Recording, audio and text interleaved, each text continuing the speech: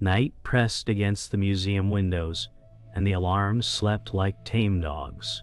The air tasted of dust and metal. Alex Mercer said, "If the truth is here, it will breathe." He slipped past a dark display, heartbeat steady, fingers cold on a borrowed keycard. A faint hum rose from the archives, a sound like a mouth about to speak. He feared the silence more than the noise. Silence meant nothing to chase. Blue exit lights smeared across steel cabinets, and the floor trembled with the subway below. A folder blinked to life on a hidden terminal, a name he knew but never proved. Lila Hart. Maya Reed called on the earpiece. "Are you inside?" He nodded to no one and whispered, "Recording found." The waveform on the screen moved like a pulse.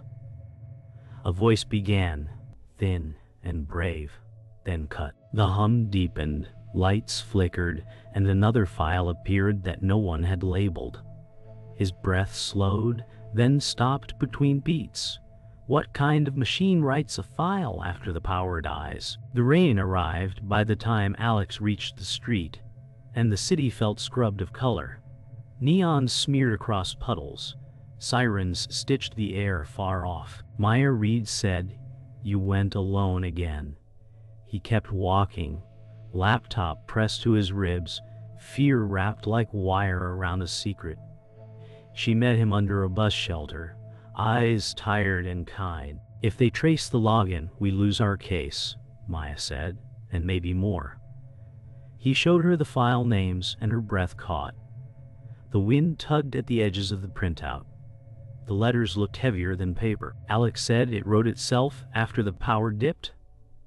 She blinked hard, then softer. "Machines do what they're told," Maya said, "or what someone tells them to pretend."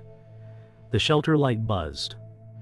The rain grew finer, like static. From across the street, a parked sedan did not fog its windows.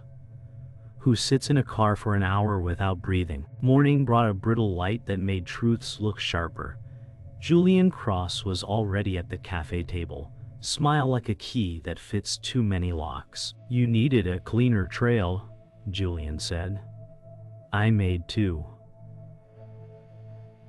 Alex sat, spine straight, and slid a thumb drive across the wood.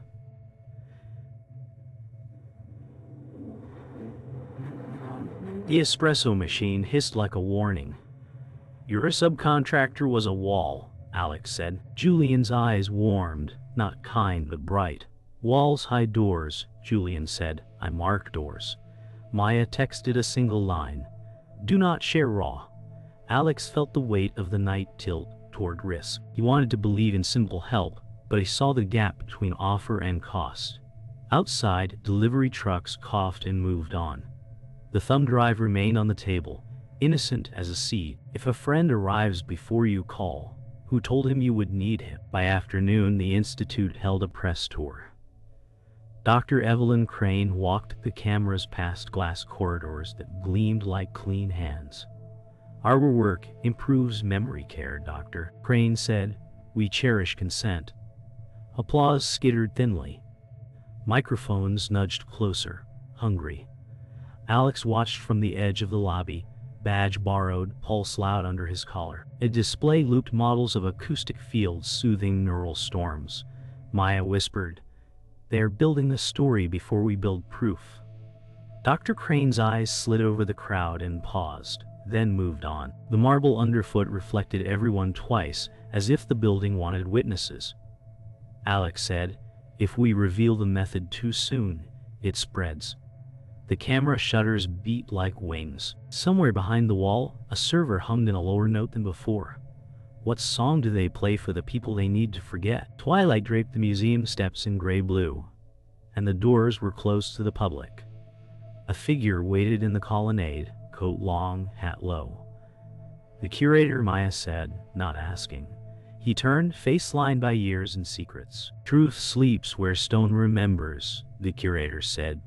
Voice a rasp like paper turned too slowly. Alex felt the chill climb his arms as he offered the printout. A pigeon's wing clapped once against the quiet. "You stirred the old stack," the curator said.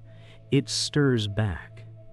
He pointed to a sealed door in the side arcade. "That door opens to a room no map admits." Wind rose, carrying the scent of copper and old varnish. The city's lights shook in a sudden gust. Alex reached for the handle and felt a mild static bite. If a room refuses to exist, what waits inside when it finally answers? The sedan door cracked open before dawn, and the street woke like a struck wire. Headlights flared, wet asphalt hissed, and tires rolled slow toward Alex. He ran. Footsteps behind him sharpened the air. Maya said left alley. He turned, chest tight, laptop biting his ribs. A horn barked, metal echoed. "You set me up," Alex said when Julian stepped from a loading dock shadow. Smile neat, hands empty. "I saved you time," Julian said, eyes cold. Sirens stitched closer. Neon pulsed, a heartbeat you could see. Alex wanted proof, not chase. But fear moved faster than reason. A door clicked above. A paper slipped from a window and drifted down. Maya caught it with shaking hands. "Coordinates," Maya said, "basement server.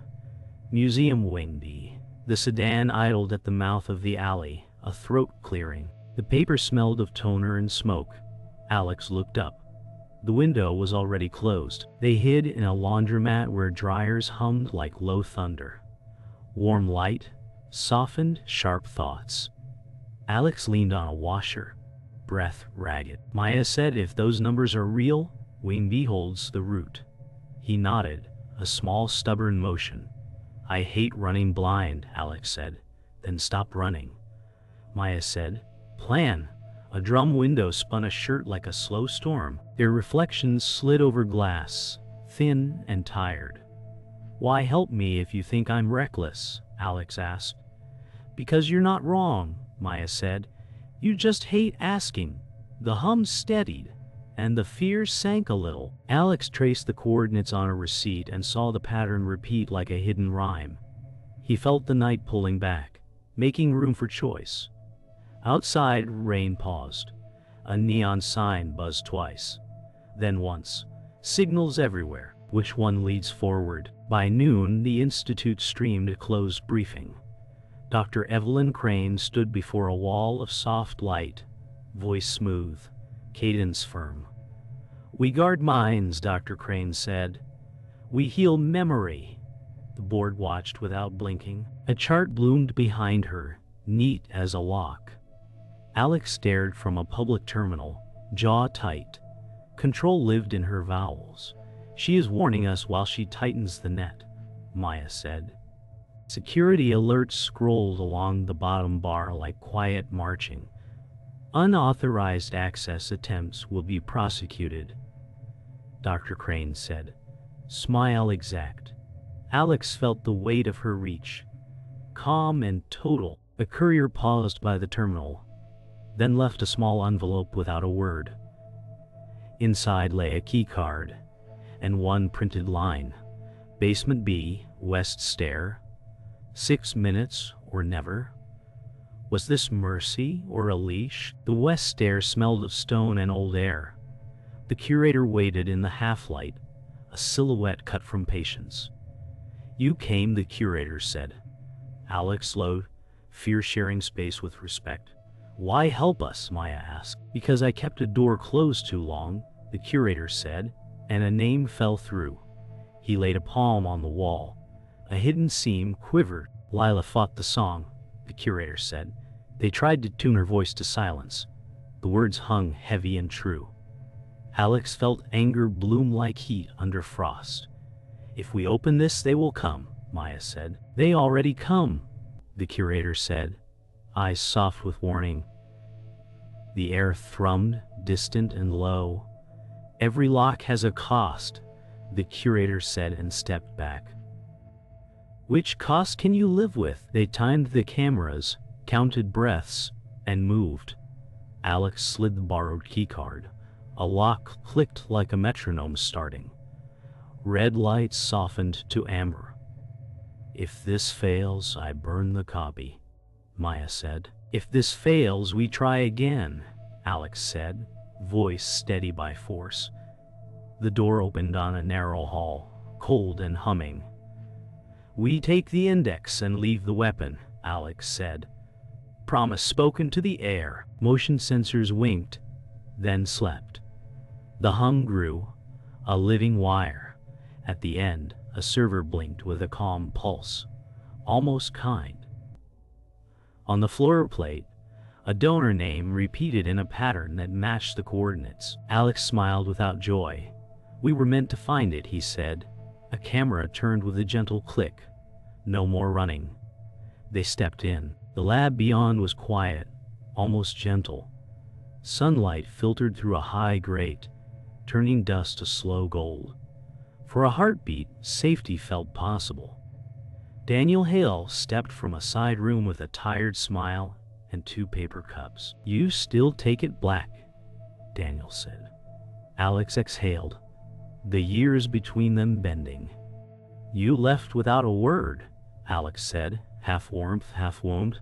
"I was told to," Daniel said, and the cup shook just once. Maya drifted the room, scanning, trusting the quiet because it asked to be trusted.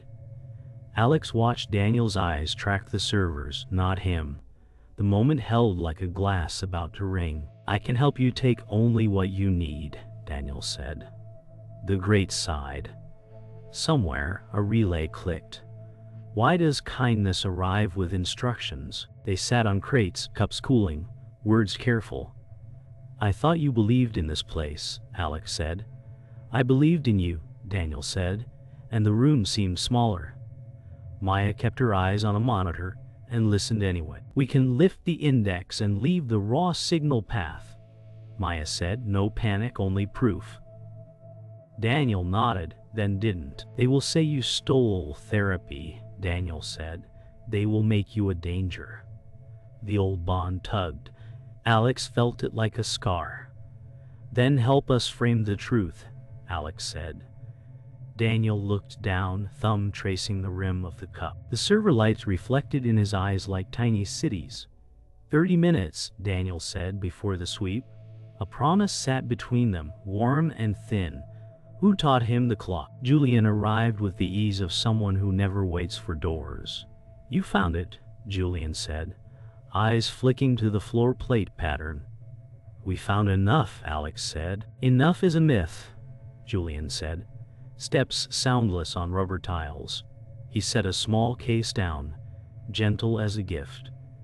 "You're bringing a storm," Maya said. "I am the forecast," Julian said, pleasant and final. The room felt suddenly owned. Alex saw what power looks like without noise. Presence, timing, and a key you never see. "You called him," Alex said to Daniel, voice low. Daniel's face folded, not denial, not pride, just surrender. The hum of the servers no longer felt neutral. "Take the index and walk," Julian said. "Leave the rest to adults." The word tasted like dust. Who decides who is allowed to know? The lock on the slim case hissed. Inside lay a drive stamped with Institute crest. Julian's smile thinned. "Trade," Julian said, palm open. Alex reached, then stopped. The lights dipped once, twice. "I told you not to share raw," Maya said, sharp whisper. Daniel stepped between them, hands up. "I promised a clean handoff," Daniel said, voice shaking. The alarm did not scream. It breathed, a soft pulse that felt like a hand on the back. "Don't," Alex said. But Daniel took the index from the console and placed it in Julian's palm, like a fragile bird. The room changed shape. Shock made the air cold. "You said 30 minutes, Alex said. "They moved it to 10, Daniel said. The door behind them unlocked with a quiet sigh. What breaks faster, trust or time? Silence after the trade felt louder than alarms. Julian left without hurry, like a clock ending an hour. Daniel stayed, small and rigid. "I thought this would protect you," Daniel said. The words did not soften the wound. Maya closed her eyes once, opened them clear. He took the index, Alex said, but not the key that writes files when power dies. The thought landed like a door not yet seen. Daniel pressed a code on the wall and stepped back. There is a second vault, Daniel said. I can't stop you now. Alex felt anger bend into purpose. Then you want, Alex said. The relay clicked again, this time like consent. They moved toward the deeper door, lighter than before, hurt and awake. What truth survives a theft? Silence held the vault like a slow breath after the storm. The door eased shut, and the hum settled into a soft floor of sound. Dust hung in the beam, turning time to powder. Alex stood still and let the sting of Daniel's choice cool into shape. He mapped each step that led here, each hand that guided the path. Maya said, "We still have the room that writes when power dies." Her voice was low and steady. He heard his pulse, not fast now, just clear. The air tasted of metal and old varnish. On a bench lay a ledger with no title, only a scar across the leather. Alex said, "He thinks the index ends us." Maya answered, "Only if we stop." He opened the ledger. Blank pages. Then faint print rose like breath on glass. A name formed in the margin and pointed left, not forward. The path was not a corridor. It was a person. The smell of varnish unlocked a memory and pulled the room backward. The museum floor became a hallway from years ago. Laughter thin as glass. Lila Hart said, "If they can tune memory, they can tune consent." Alex saw her hands shake as she packed tapes in a plain box. He watched himself promise to meet her at the side door. In the present, his fingers brushed the ledger scar and felt the same cut from that night. The sound of a distant bell crossed the two times. Maya said, "What did you miss?" He followed the scent of copper to a file stamp. The stamp read Vale Foundation. Nora had signed a gift that moved artifacts into private study. Lila did not run. She walked toward a grant and never came out. The memory did not fade. It grew teeth. It grew teeth. The truth began before the first clue. They climbed to the empty gallery where light fell like water. The curator waited by a locked case, hands folded, eyes tired. "I did not move the pieces," the curator said. "I hid the map." Alex heard his own breath count to 4 and hold. "You knew Lila would try," Alex said. The curator nodded once. "She asked for a key that harms no one," he said. There was none. Maya stood between them, still as a plumb line. Silence carried the weight of what could not be undone. Alex said, "The room writes new files when power fails because it listens, not because it stores." The curator closed his eyes. "The signal sits in the artifacts," he said. "The servers only mirror the echo." The gallery felt larger and smaller at once. Nothing was missing. Everything was arranged. The question changed shape. Who taught stone to speak? Dr. Evelyn Crane met them in a conference room that sounded like a throat cleared and held. She closed the door with care. "You want mercy," Dr. Crane said, "but you want it for yourselves." Her tone was silk pulled tight. Alex said nothing. He watched the small muscles near her eyes. "We kept a tool away from wolves," Dr. Crane said, "and fed it to lambs." Maya said, "People are not flocks." Dr. Crane smiled. "Not kind. They are when storms come," she said. She spoke of trials, of consent signed under fear, of outcomes that saved donors from decline. Her logic was clean and cold. The lights hummed in tune with her cadence. Alex felt the floor tilt. He had hunted a villain. He saw an order. "If truth breaks minds," Dr. Crane said, "do you still break the door?" The enemy was a net, not a face. The choice did not feel grand. It felt like breath. Alex looked at Maya and saw the fear and the faith, both real. So this was the truth all along, Alex said, voice soft, edges set. He accepted that the files were a mirror, not a treasure. He accepted that the harm lived in the use, not the proof. The loss was simple: trust in clean heroes and neat sins. He let it go. Maya said, "We publish enough to end the program. We hold back the path to build the song." He nodded. The weight shifted from anger to duty. The room seemed brighter, though the lights did not change. He felt the next step, light and heavy at once. They would aim the truth, not drop it. He reached for the door. The hallway waited, long and straight. The story would run, but now it would run his way. Footsteps lined the service hall like a countdown. Air vents hissed. A relay clicked. The sweep team moved from east to west. Alex held at the corner and slowed his breath until it matched the hum. Maya whispered, "2 at the junction, 1 camera live." He watched the lens blink and then pause. "They know we stayed," Alex said. The lights flickered in thin pulses, like a pulse before a sprint. The folder felt warm under Maya's coat. "We reached the press uplink, then the board," Maya said. "No speeches," Alex said, "just facts." A shadow crossed the floor and stopped. Julian leaned into view, suit neat, smile smaller now. "Still here," Julian said. Their words were short because the air was tight. The hall held its breath with them. The next step would break the quiet. The quiet waited to break. They met in the junction where floors crossed like wires. "You stole therapy," Julian said. "You stole choice," Alex said. His voice stayed low, each word placed. Maya lifted her phone, link primed, thumb ready. "Truth without method," Maya said, "proof without a bomb."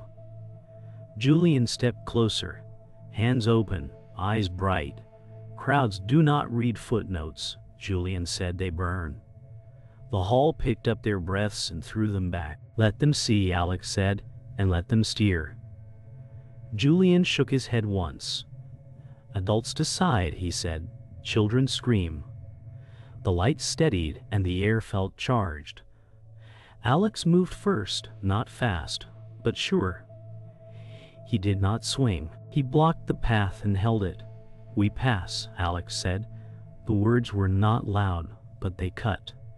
The clash began without a shout. The alarm found its voice and then choked to a softer tone. Doors slid. A barrier fell between wings. The curator appeared on the far side, breath thin but steady. He held a key like a relic. "Take my badge," the curator said. Alex saw the tremor in his hand. "They will fire you," Maya said. "I kept the map too long," he said. "I pay the toll."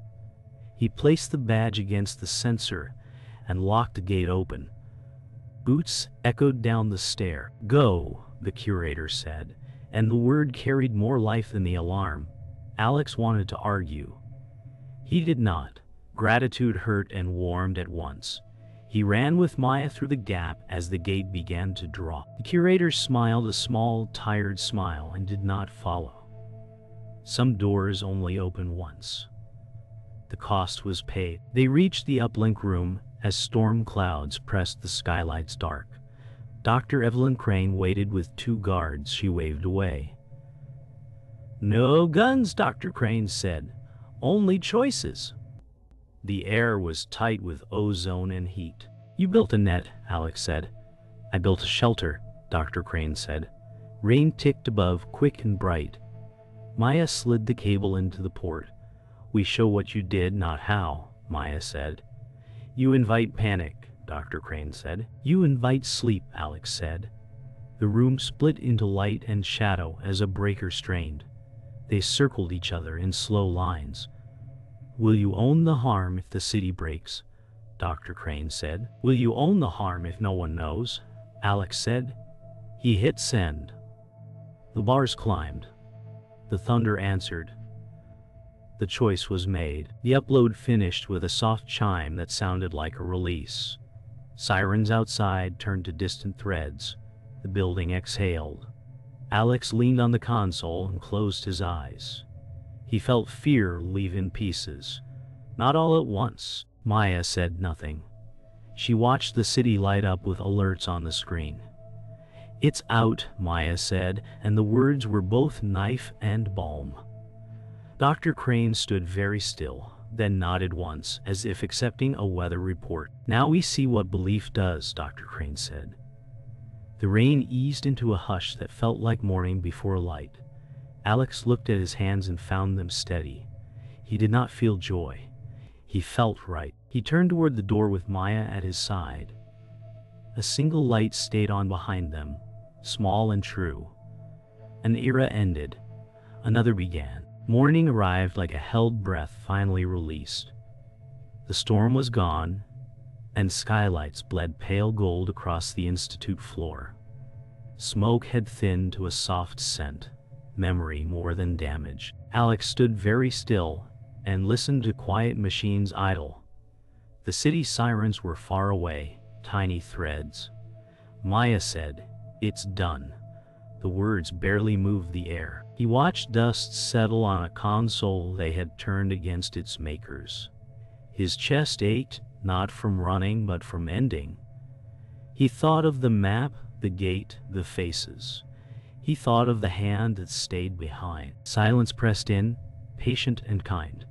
He gathered the folder they had sealed for safety and felt its lightness lie. Outside, pigeons shook water from their backs. He looked at the empty doorway. Something was missing, and the space knew it. He walked the empty gallery where their footsteps had once argued with marble. The echoes were gone. Only his own pace remained. Alex touched the locked case and felt no triumph, only the slow return of breath. "We did what we could," Maya whispered. He nodded and let the memories arrive in short flashes. Lila's hands packing tapes. Daniel's cup shaking. The curator's badge at the gate. Each image stung, then softened.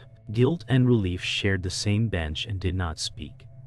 He closed his eyes and pictured a city reading truth over breakfast and choosing what to do.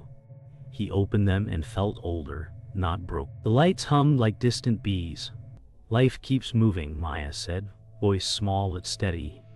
He agreed without words. The gallery glass held their reflections, thinner, but still here. On the colonnade, the air was cool and kind. The gate crew worked quietly in the distance. Alex stood where the night had asked for courage and waited for a weight to settle. A familiar step sounded behind him. Daniel stopped a few feet away, face pale, voice low. "I thought it would save you," Daniel said. The words moved slowly, careful not to break. Alex listened to the spaces between them, the years threaded with pride and error. "You broke us instead," Alex said, not cruel. Time stretched thin, then rested.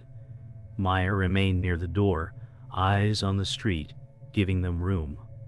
Daniel breathed in, then out. "I'm sorry," he said. The wind carried it away and left a lighter air. Alex nodded once.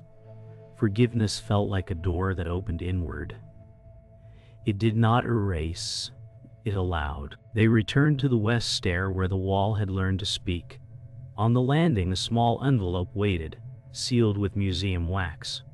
Alex broke it and found a handwritten note, careful script. "Maps belong to travelers," the curator had written, "not to guards." The lines felt older than the ink. Alex heard again the patient voice that had warned and opened and paid. Maya said he knew what would follow. Alex traced the last sentence twice. "Keep the song in pieces until the world can sing." The stair hummed with the building's slow heartbeat. He remembered a steady hand holding a gate and a small smile that asked for no applause. A warmth rose behind his eyes and did not fall. He put the note back in its shell.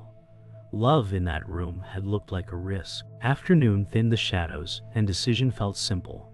Alex and Maya sat on a bench outside the institute, traffic murmuring like a river. "We finish the archive," Maya said. "We give the press the proof and keep the path sealed." He agreed, and the words fit. He opened the sealed folder, reviewed, and closed it again. "No more keys that sing," Alex said, gentle and firm. A small group across the street read headlines on their phones, quiet and intent. The city did not cheer. He considered. He stood and looked up at a sky that had room for weather and change. "We go on," Maya said. He smiled a small, honest smile. Peace was not loud. It was a chair, a breath, a file saved with care. They walked toward the museum steps together, lighter than the morning. Dawn returned with fewer sirens and more birds. The city breathed like a chest no longer bound. Alex stood on the museum steps before opening hours and listened to the quiet do its work. Maya joined him, hands in pockets, eyes soft. "We changed it," she said, almost to herself. He thought of what was lost and counted names, not numbers. Lila. The curator, the version of himself who believed truth came clean. "Was it worth it?"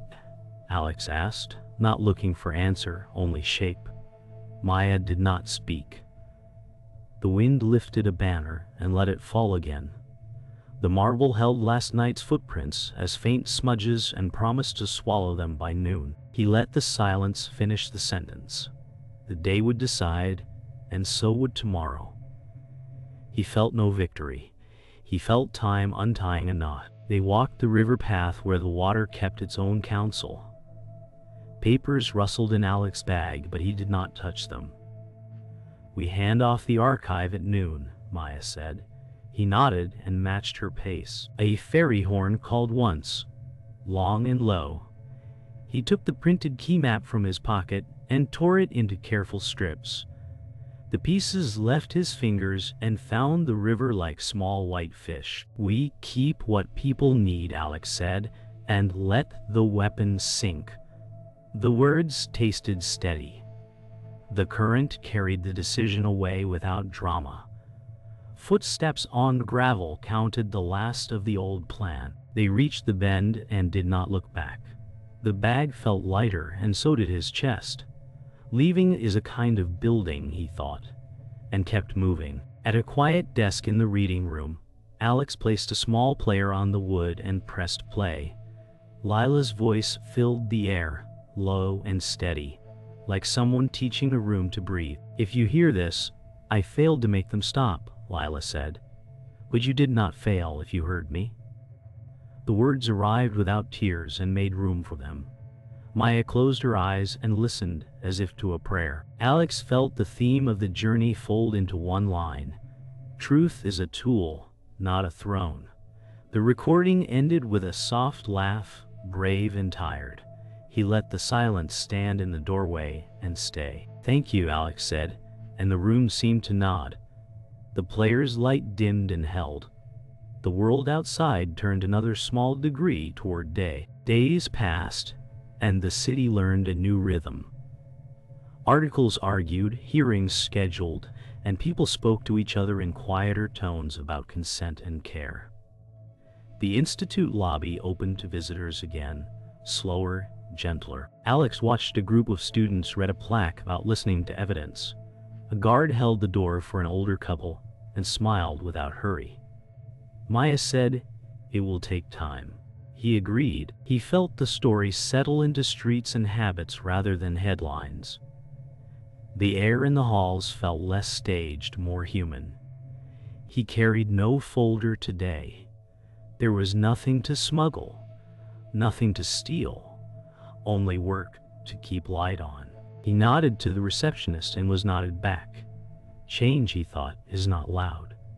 It is daily. Evening found them on the museum roof, where the city's lights learned to whisper. Alex set the small player beside a ledger with a healed spine and looked out across windows, breathing in and out. "Truth must never be owned," he said. The word simple, final. Maya rested her hand on the ledger and said nothing. The wind moved around them, neither cold nor warm, only present. He felt the long arc of fear and hope settle into a quiet line. They stood without counting time. Far below, a bus sighed and pulled away. The sky held a last band of blue. The player's light stayed steady. He felt ready for tomorrow because today did not demand more. He took one slow breath and let it go. The city answered with light.